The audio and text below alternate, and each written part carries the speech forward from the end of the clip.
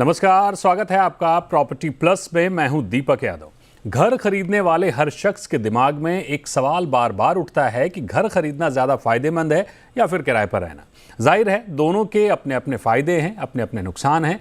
घर खरीदना भावनात्मक है, लोग अपनी प्रतिष्ठा के साथ जोड़कर इसे देखते हैं, तो वहीं किराए पर रहने को लेकर भी तमाम तर्क हैं। लेकिन अगर दोनों को कंपेयर करें तो क्या फायदेमंद होगा, घर खरीदना या फिर किराए पर रहना?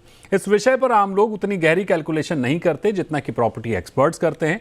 तो आज हमने इस विषय को गहराई से समझने के लिए, इसके फायदे नुकसान को विस्तार से आंकने के लिए रियल एस्टेट के दिग्गज एक्सपर्ट्स को आमंत्रित किया है। हमारे साथ कई मेहमान हैं, उनसे आपका परिचय कराते हैं। हमारे साथ हैं mister Saurabh Garg, founder and CBO NoBroker.com। हमारे साथ हैं mister Deepak Mishra, head of north India residential services Colliers India. हमारे साथ मिस्टर आशीष कुकरेजा हैं, सीईओ होमस्फाई, और रवि सिन्हा हैं, सीईओ ट्रैक टू रियल्टी। बहुत स्वागत करेंगे आपका सौरभ जी, रवि जी, आशीष जी और दीपक जी हमारे साथ जुड़ने के लिए। सबसे पहले सौरभ जी आपके पास आते हैं, क्योंकि आपने रेंटल के साथ साथ होम बाइंग में भी एक नया मुकाम हासिल किया है, तो आपकी क्या राय है इस मुद्दे पर? घर खरीदना ज़्यादा फायदे का सौदा है या फिर किराए पर रहना? किन फैक्टर्स को इसमें देखना ज़रूरी है? आपने जो बोला कि ये जो क्वेश्चन है कि खरीदना वर्सेस रेंट करना, ये डिपेंड करता है बहुत सारी परिस्थितियों पे।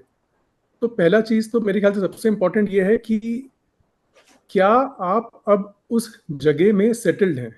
वो एक बड़ा इंपॉर्टेंट क्वेश्चन है कि क्या आपको अब परमानेंटली, एटलीस्ट लॉन्ग टर्म के लिए, अगले 10 से 15 साल के लिए आप उस जगह में रहना चाहते हैं, तभी आपको डिसीजन लेना चाहिए। दूसरा, एक और चीज़ मैं लोगों से पूछता हूँ कि क्या उनको अपनी रिक्वायरमेंट मालूम है?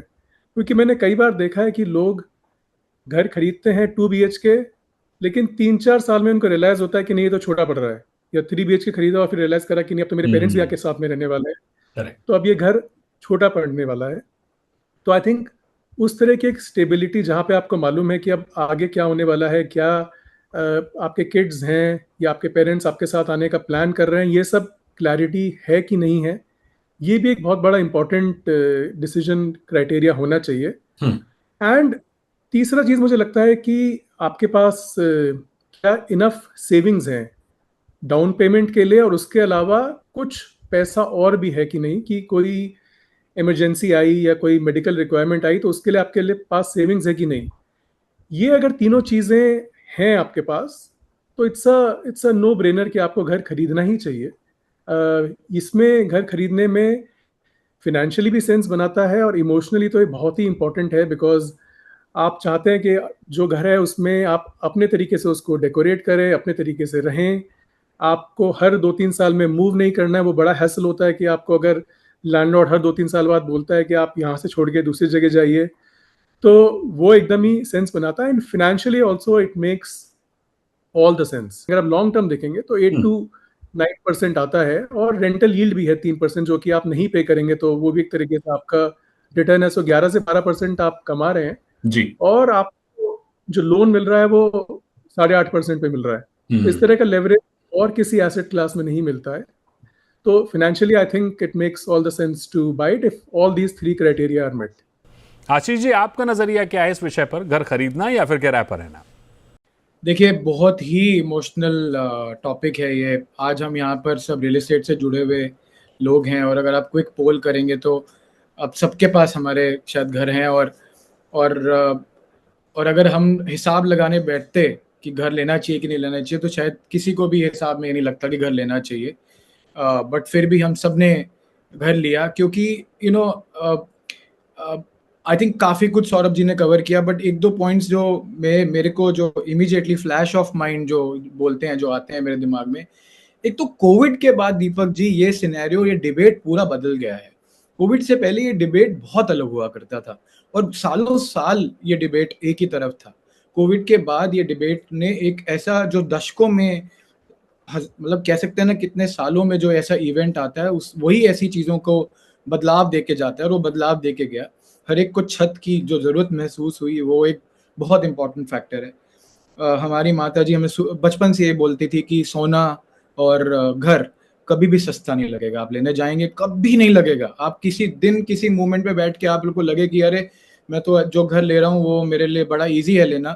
मैं भी काफ़ी घर बेचता आया हूँ पिछले 15 सालों से, मेरे को आज तक कोई ऐसा एंड यूजर नहीं मिला जो मुझे लगा हो कि उसने अपने आप को स्ट्रेच करके अपने जरूरत को दबा के गन्ना लिया हो। करेक्ट। एक और छोटी सी बात जो हमने महसूस करी, हम सबने महसूस करी होगी, पिछले 4-5 साल में, खासकर पिछले 3 सालों में जो उम्र है, पहले मैं आपको बताता हूँ, जिन लोगों से मैं बात करता था कोई ऐसा इंसान नहीं था जो 40 साल से ऊपर ना हो, आज से 4-5 साल। लेकिन आज 30 साल से नीचे वाले भी ग्राहक हैं हमारे पास आज की डेट में।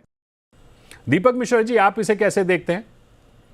दीपक जी, मुझे लगता है कि जैसे भी सौरभ और आशीष जी ने बोला है, मैं उनकी बात से बिल्कुल एग्री हूँ। घर खरीदना एक इमोशन है, तो लोग ये नहीं देखते कि मैं रेंट दे रहा हूँ या क्या कर रहा हूँ। पहली प्रायोरिटी होती है घर लेना, और घर लेना इसलिए इम्पोर्टेंट लोग समझते हैं क्योंकि उनका एक परमानेंट एड्रेस हो जाता है, उनका पूरा नेबरहुड सब कुछ वही रहता है, बच्चों की स्कूलिंग रहती है। तो मेरे हिसाब से आज की डेट में जितने मेट्रो सिटीज़ हैं, लोगों की पहली प्रायोरिटी घर खरीदना है, क्योंकि घर का, होम का एक सिंपल सा मतलब है हाउस ऑफ मेनी इमोशन। यहाँ पर कई सारे आपके इमोशन जुड़े हुए हैं, तो लोग रेंट पे नहीं रहना चाहते। सेकेंडली ये है कि जब आप घर खरीदते हैं तो आपको एक कॉन्फिडेंस आता है, आपको ऑनरशिप फील होती है कि मेरा अपना घर है, मैं जैसा चाहे वैसे इसको डेकोरेट करूँ, मैं जैसा चाहे वैसे रहूँ। तो आप बैंक से होम लोन लेते हैं, उसको रिपेमेंट भी आप जल्दी करते हैं। तो लोगों को ये सजेशन है कि रेंट पर रहने से ज़्यादा आप घर खरीदें, ये उनके लिए ज़्यादा अच्छा है। ये लॉन्ग टर्म में आपको 2 बेनिफिट देगा, एक तो रिटर्न ऑन इन्वेस्टमेंट जिसको हम ROI कहते हैं, और साथ ही साथ कैपिटल अप्रिशिएशन जिसको हम रिटर्न ऑन इक्विटी कहते हैं। तो लॉन्ग टर्म के लिए एक आपको अच्छा अप्रिशिएशन भी मिलता है। रवि जी, जैसा कि हमने देखा कि सौरभ जी, आशीष जी और दीपक जी से बात की और लगभग सभी की राय एक है, घर खरीदने को ज्यादा प्राथमिकता दे रहे हैं। आप भी इस राय के साथ हैं या फिर आपकी राय अलग है? देखिए, रियल एस्टेट के स्टेक होल्डर्स से मेरा एक फंडामेंटल डिस्कनेक्ट इस बात पे आता है, ये जो एक इन्फ्लुएंस पेडलिंग होती है कि यंगस्टर्स घर खरीद रहे हैं, लोगों का कम एज में घर खरीदने पे रुझान आ रहा है। मैं आपको कुछ फैक्ट्स बता दूं। ग्लोबल एवरेज है price to income ratio 5 years, India में price to income ratio 11 years है, और अगर मुंबई जैसे शहर में जाएं तो 18-20 साल का है। सवाल यहां अफोर्डेबिलिटी का है। एक यंगस्टर जिसने अभी अपना करियर शुरू किया है, बिलो 30 इयर्स है, वो अगर ओवर लिवरेज होकर घर खरीद रहा है, तो उसमें और किसी ऐसे लड़के में जो 25,000 की सैलरी पे आईफोन लेकर और लुई विटॉन EMI पे लेकर घूम रहा है, मुझे दोनों के फाइनेंशियल जजमेंट में कोई डिफरेंस नजर नहीं आता है। हाँ, रियल एस्टेट किसको खरीदना चाहिए? रियल एस्टेट खरीदने के पहले आप सबसे पहले देख लें क्या आप फाइनेंशियली स्टेबल हैं, क्या आप उस स्टेज में हैं जहां आप ये डिसीजन ले सकें कि अब अगले 15-20 साल आप उसी शहर में रहेंगे, आपके बच्चे वहीं पर स्कूल कॉलेज में जाएंगे, और सबसे बड़ी बात है कि आपका नेटवर्थ कितना है। मैं ऐसे लोगों को घर खरीदते देखता हूं, और यहीं पर मेरा डिस्कनेक्ट आता है। जब आप कहते हैं यंगस्टर्स को घर खरीदना चाहिए, आपने 1 करोड़ का घर खरीद लिया, आपका नेटवर्थ नहीं है, आपने 80 लाख रुपए बोरो कर लिया है, क्या आपके इस असेट में वो असेट क्वालिटी है? अगर घर में कोई मेडिकल इमरजेंसी हो जाती है, क्या आप इस घर को बेचकर वो पूरा कर सकते हैं? नहीं कर सकते, क्योंकि आपने लोन 80 लाख का लिया है, घर की कीमत 1 करोड़ है, लेकिन बैंक को आपको 1.5 करोड़ रुपए देने हैं। जब सारे फाइनेंशियल कैलकुलेशंस को और आप पर्सनल नेटवर्थ को देखेंगे, मुझे लगता है घर खरीदने का एक स्टेज होना चाहिए कि जब आप एक सर्टेन लेवल पर नेटवर्थ बन गया हो। मैं होम लोन के खिलाफ नहीं हूं, होम लोन इंडिया में सबसे सस्ता लोन है, वर्ल्ड ओवर सबसे सस्ता लोन है, लेकिन क्या होम लोन आपका लिवरेज है या लायबिलिटी है? अगर मेरे पास 1 करोड़ रुपए है, मेरा नेटवर्थ है, और मैंने 1 करोड़ रुपए का लोन लिया है और 8-8.5% पे लिया है, लेकिन अपने पैसे से मैं 14% कमा रहा हूं, मेरा लिवरेज है। अनफॉर्चुनेटली ज्यादातर होम बायर्स जिनसे मैं मिलता हूं मेट्रो सिटीज में, उनका वो लायबिलिटी है, वो एक पेचेक टू पेचेक की जिंदगी जी रहे हैं और घर खरीदकर इमोशनल होते हैं कि हमारा माई स्वीट होम। भाई साहब, वो आपका घर नहीं है, वो बैंक का घर है। आपके पास प्रॉपर्टी के पेपर्स भी नहीं है, बैंक के पास मॉर्गेज है। आप 3 EMI नहीं देकर देख लीजिए, आपके हाथ से घर निकल जाएगा। बिल्कुल सौरभ जी, मुझे उम्मीद थी कि इस पर आपका रिएक्शन आएगा। मैं थोड़ा सा एक कमेंट करना चाहता हूँ। बिल्कुल बिल्कुल सौरभ जी। रवि जी, टिपिकली ना जब घर खरीदते हैं, वो ना कपल डिसीजन होता है। अनमैरिड लोग तो बहुत कम खरीदते हैं। तो अगर आप बोल रहे हैं 25,000 सैलरी, तो यूजुअली वो फैमिली इनकम देखनी चाहिए, हमें ना इंडिविजुअल इनकम नहीं देखनी चाहिए। पहली चीज़ तो वो। तो एंड एंड एंड यूजुअली ना 30 ईयर्स से कम पे नहीं खरीदते लोग। हमारे यहाँ जो नो ब्रोकर प्लेटफॉर्म पे मीडियन एज है बाइंग की, 33 है। तो 30 से कम पे तो बहुत ही कम लोग हैं जो कि खरीदते हैं। 33 is the median age, and that too it's a family decision, it's not a individual who is buying. तो अगर आप वो देखेंगे तो तो जो टॉप 10% है उसकी इनकम काफ़ी ज़्यादा हो जाती है। पहला चीज़ तो वो। दूसरा, अगर आप बोल रहे हैं कि 25 लाख का घर 2 करोड़ का 3, जो भी आपने बोला 10.45% आया, इसमें लेकिन आपने रेंटल नहीं जोड़ा। अगर वो घर नहीं खरीदता तो 3% रेंटल भी दे रहा होता, तो 13.5% कमा रहा है। और गोल्ड में इन्वेस्ट करता तो बिल्कुल होता वो, बट टिपिकली क्या होता है कि जब घर खरीदते हैं लोग तो काफ़ी स्ट्रेच करके खरीदते हैं, तो वो अपना पूरा सेविंग्स उसमें डालने की कोशिश करते हैं। और अगर आप घर नहीं खरीदते तो आप उतनी सेविंग्स किसी भी दूसरे फाइनेंशियल इंस्ट्रूमेंट में नहीं डालते, ना गोल्ड में डालते हैं, ना एसआईपी में डालते हैं। यूजुअली घर खरीदना is a stress decision, in forced savings होती है उसमें। उतनी सेविंग्स आपकी किसी भी और फाइनेंशियल इंस्ट्रूमेंट में नहीं होती है। जब आप ऐसा नहीं करेंगे, घर नहीं खरीदेंगे, तो आप उतना पैसा आप गोल्ड में नहीं डालने वाले। इस पर आशीष जी भी कुछ ऐड करना चाहते हैं। कहिए आशीष जी। आप जब कोई और फाइनेंशियल डिसीजन लेने की कोशिश करेंगे तो आपके दिमाग में एक सिक्योरिटी होना बहुत इंपॉर्टेंट है। समझिए आपने फाइनेंशियल डिसीजन लिया कि मैं इक्विटीज में इन्वेस्ट करूंगा, पता नहीं आप मेरी बात से कितना एग्री करेंगे सर, या मैं गोल्ड में इन्वेस्ट करूंगा, या मैं मेरा पोर्टफोलियो बढ़ाऊंगा। तो मेरे दिमाग में जब मेरा घर बन जाता है ना, तो एक सेंस ऑफ सिक्योरिटी आ जाती है, घर बन गया, अब मैं दूसरी इन्वेस्टमेंट्स को भी एक्सप्लोर कर सकता हूँ, या मैं सो कनेक्टेड है ये चीजें। जब मैं सो कॉल्ड थोड़े से इन्वेस्टमेंट रिस्क, करियर रिस्क लेना चाहता हूँ, और अगर मेरा घर सॉर्ट ऑफ एक स्टेबिलिटी की तरफ मुझे ले जाता है, तो वो डिसीजंस में हेल्प होता है। जो एक अगेन मैं एक इमोशनल साइड पे आपको चीजों को लेके जाता हूँ। और दूसरा जो बात है, आपको ये समझना पड़ेगा कि इवेंचुअली जो अभी सौरभ जी ने भी बहुत इंपॉर्टेंट बात बोली कि आपने रवि जी जो 10% का आंकड़ा बताया, मतलब ये कोई छोटा आंकड़ा नहीं है। मतलब आपको अगर आप वॉरेन बफे के पूछें कि उन्होंने कितना रिटर्न कितने साल में बनाया, तो हम सबको पता है छोटा आंकड़ा नहीं है। तो अगर हम वेल्थ क्रिएशन करवाना चाहते हैं एक मीडियन एज के 33-34 साल के एक यूथ की, जो over a period of 10, 15, 20 years, तो आज तो हमें एक स्टेबल इक्विटी मार्केट दिखी है पिछले कुछ साल से, लेकिन हमेशा ऐसी नहीं थी। साइकिल रियल एस्टेट की रहती है, लंबी रहती है। तो अगर वेल्थ क्रिएशन रियल एस्टेट के थ्रू हो पाती है हाउस की, तो वो भी एक इंपॉर्टेंट फैक्टर है। तो बाय वर्सेस रेंट की इस चर्चा में वक्त है एक बहुत ही छोटे से ब्रेक का। ब्रेक के बाद लौटेंगे और इस चर्चा को आगे बढ़ाएंगे और समझने की कोशिश करेंगे कि क्या घर खरीदना ज्यादा बेहतर है या फिर रेंट पर रहना।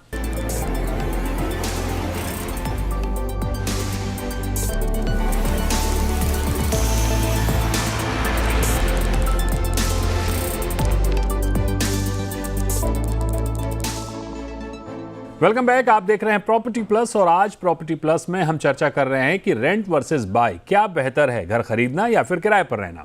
तमाम मेहमान हमारे साथ जुड़े हुए हैं। चर्चा को आगे बढ़ाते हैं और समझने की कोशिश करते हैं कि दोनों में सबसे बेटर क्या है। बिल्कुल, रियल एस्टेट के जरिए वेल्थ क्रिएशन जरूरी है। दीपक जी, घर खरीदना आसान फैसला नहीं होता है, इसकी एक पूरी कैलकुलेशन होती है। ऐसे में ईएमआई और रेंट को देखते हुए हमें कैसे कैलकुलेट करना चाहिए कि दोनों में क्या बेहतर दिख रहा है, क्या बेहतर विकल्प बन रहा है? दीपक जी, अगर कोई भी होम बायर जो किसी भी मेट्रो सिटीज में है, उनका जितना सीटीसी है, जो मंथली सीटीसी है, उसका 40% तक का ईएमआई आराम से दे सकते हैं, क्योंकि उनको लगभग लगभग 28 से 30% तक का या 25 से 30% तक का एक एवरेज डेटा लें तो उनको रेंटल देना है। तो अगर होम बायर को सिर्फ ये नहीं देखना है कि मैं रेंटल दे रहा हूँ या ईएमआई दे रहा हूँ, क्योंकि रेंटल के साथ साथ आपका जो सीटीसी है उसमें एक टैक्स रिबेट भी मिलता है, जो ओवरऑल आपके एनुअल कैलकुलेशन में आपको फिट करता है। तो आपका जितना भी सीटीसी है, जो मंथली सीटीसी है, उसका आप 40-45% तक ईएमआई देते हैं, देने की कैपेसिटी है, तो आप घर ले सकते हैं। रवि जी, हमने बीते कुछ सालों में देखा कि अफोर्डेबिलिटी इंडेक्स बेहतर हुआ है, होम लोन की ब्याज दरें कम हुई हैं। इनफैक्ट इस बार एमपीसी में भी 50 बेसिस पॉइंट का रेट कट हुआ है।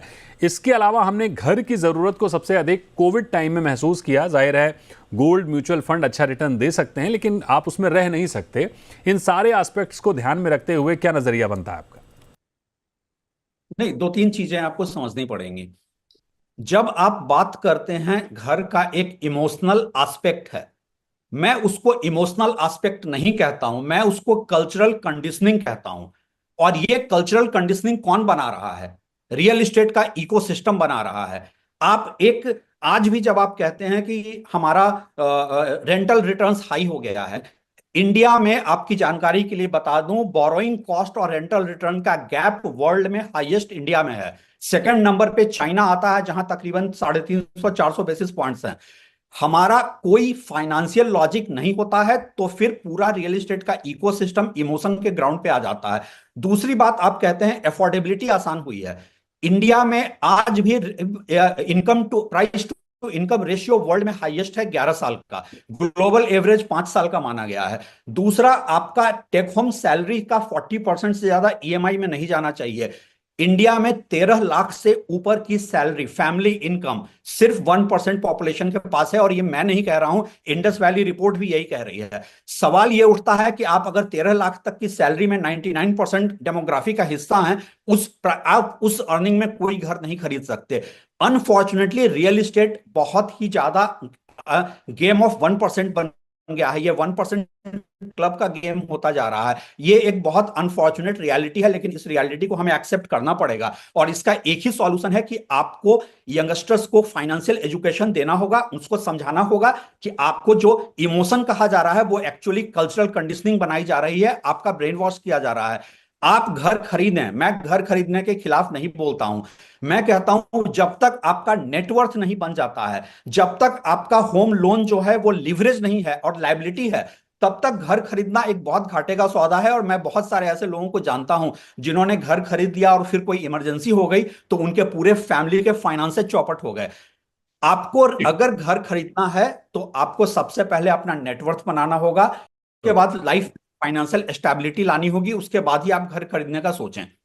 बिल्कुल सही कहा आपने, यही बात सौरभ जी भी कह रहे हैं। लेकिन सौरभ जी, यहाँ ट्रेंडिंग से ज़्यादा ज़रूरी बात यह है कि घर की ज़रूरत जिस सेगमेंट को है, यानी लोअर सेगमेंट, अफोर्डेबल सेगमेंट, वहाँ डाउनफॉल बनता हुआ दिख रहा है। बजट भी सबसे अधिक उसी कैटेगरी का बिगड़ता है। तो मास लेवल पर हम इस विषय को हल करने की कोशिश कर रहे हैं। लोअर सेगमेंट में किस तरह से लोगों को काम करना चाहिए, जिनकी इनकम कम है, उन्हें घर खरीदना चाहिए या फिर रेंट पर रहना चाहिए, बेटर क्या है? नहीं, एकदम ही सही बात है आपकी कि लग्जरी सेगमेंट काफी ज्यादा ग्रो कर रहा है और अफोर्डेबल सेगमेंट में इतना ग्रोथ नहीं आ रहा, ज्यादा डी ग्रो ही कर रहा है। तो इसमें थोड़ा सा अगर आप देखेंगे तो जो डेवलपर्स हैं उन्होंने प्रॉफिटेबिलिटी पे ज्यादा फोकस किया है, because there was lot of demand from luxury buyers. तो उन्होंने काफी सारे ऐसे डेवलपर्स थे जो पहले थोड़ा अफोर्डेबल बनाते थे, वो लोग भी मिड सेगमेंट और फिर लग्जरी सेगमेंट पे मूव कर गए, और इस तरीके से अफोर्डेबल की सप्लाई, न्यू सप्लाई काफी कम हो गई। हाउएवर रीसेल में अभी भी अफोर्डेबल में घर मिलते हैं, तो रीसेल में काफ़ी बड़ा सेगमेंट है जहाँ पे कि आपको लेस देन 50 लाख में घर अवेलेबल हैं और वो मिलते भी हैं। एंड इसके अलावा भी जो कि थोड़े छोटे बिल्डर्स हैं जो कि गेटेड सोसाइटीज़ नहीं बना रहे हैं, नॉन गेटेड घर हैं, वो अभी भी अवेलेबल हैं, जैसे कि सिटीज़ लाइक बैंगलोर, चेन्नई, हैदराबाद, पुणे, इन सब जगह। इवन मुंबई में भी अगर आप थोड़ा सा बाहर जाएंगे तो आपको मेन मुंबई में नहीं मिलेगा, बट ग्रेटर मुंबई में या फिर अगर आप डोंबिवली साइड में जाएंगे तो आपको थोड़े अफोर्डेबल घर उस टाइप के मिलेंगे, या पालघर साइड में घर मिलेंगे। तो आई थिंक अफोर्डेबल घर हैं, थोड़ा सा दूर हैं, या फिर वो रीसेल में अवेलेबल हैं। आशीष जी, आपके पास आते हैं। मैं एक आंकड़ा देख रहा था, दुबई रियल एस्टेट के लिहाज से बड़ा मार्केट है, बड़ा बाजार है। वहाँ भी 70% लोग रेंट पर हैं, बाकी के 23% लोग घर खरीद कर रह रहे हैं।